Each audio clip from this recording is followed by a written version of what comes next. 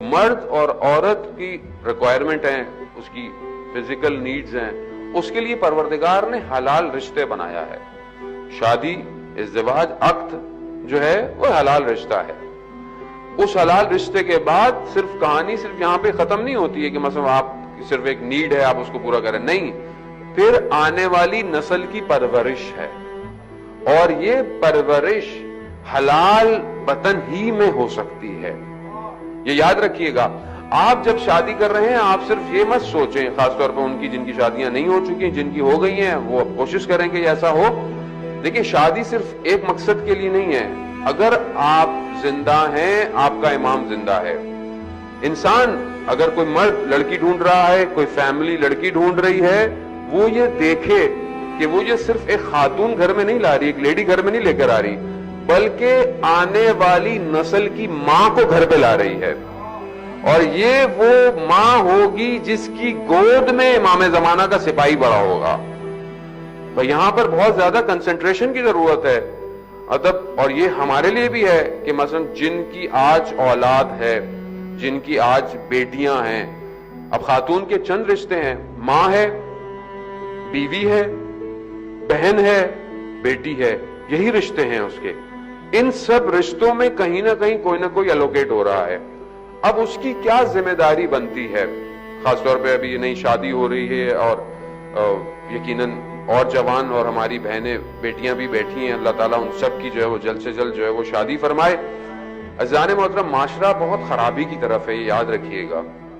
کوتاہی ہم سے ہو رہی ہے، ہمیں اپنی آنے والی نسل کے لیے خود سوچنا پڑے گا۔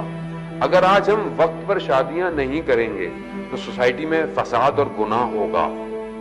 اس میں جو ہے وہ آپ یہ بولیں کہ میرا کیا قصور ہے؟ اگر جوان بیٹی گھر میں بیٹھی ہے تو مجھے اس کے لیے جتنا جلدی ہو شادی کا انتظام کرنا چاہیے۔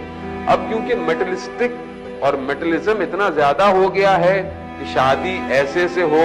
اچھا، ہماری بیٹیاں بھی جو ہیں وہ آج کل کیونکہ میڈیا کا دور ہے تو وہ ان کے ذہن میں بھی آنے والا دلہا کوئی شہزادہ ہو، سنو وائٹ کا شہزادہ ہو جو ملے گا۔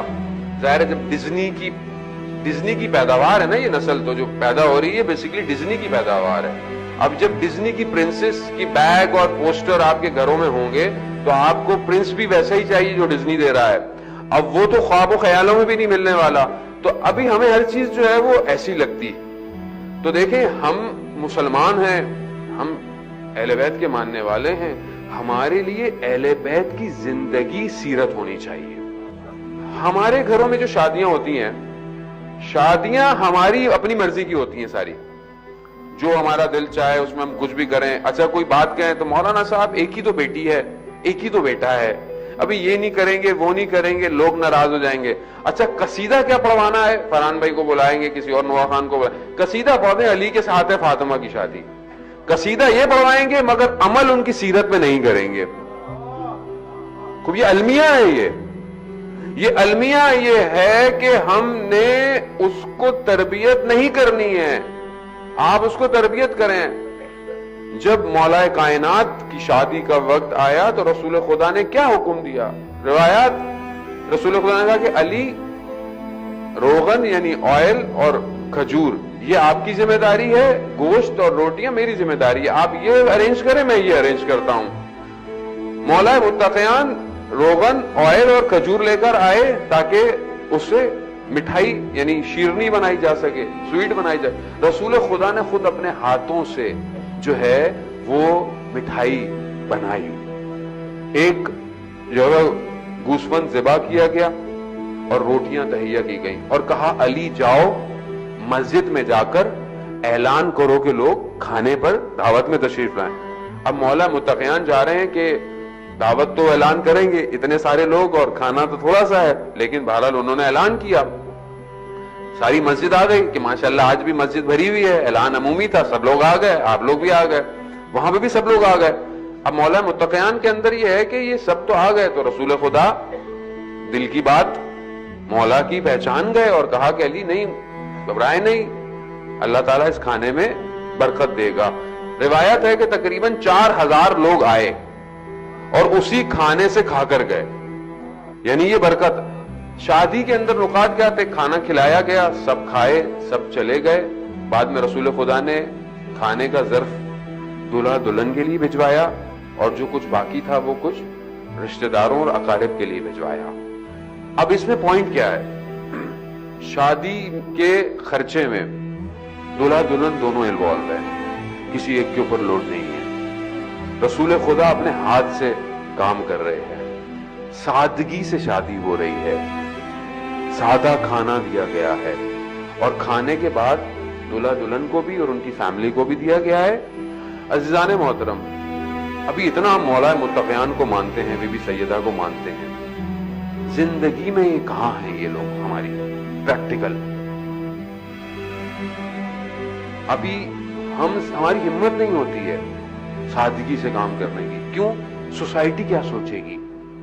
آج جس سوسائٹی کے آپ اتنے فکر مند ہیں، اور میں بھی آپ کے ساتھ شامل ہوں، میں کوئی مارس میں تو نہیں رہتا، میں بھی یہیں پہ ہوں. جس سوسائٹی کے ہم اتنے فکر مند ہیں، یہ سوسائٹی قیامت میں شفاعت کرے گی. شفاعت کون کرے گا؟ بی بی سیدہ کریں گی. ان کو راضی رکھنا ہے یا سوسائٹی کو راضی رکھنا ہے؟